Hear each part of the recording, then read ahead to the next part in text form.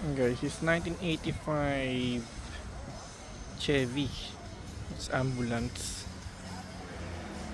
Ito yung gamit siguro sa panahon ng gera, no?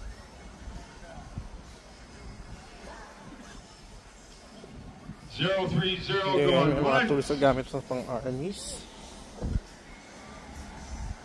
So 030 going twice. And that's the interior.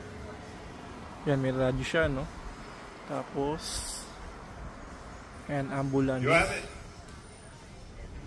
So I think it's like painted na siya, no? Pero at least naalagaan yung katawan niya na body. Yung kanyang headlight lang, no? Tapos bumper. Ang lapad niya talaga. Talaga talagang pang ambulansya, no?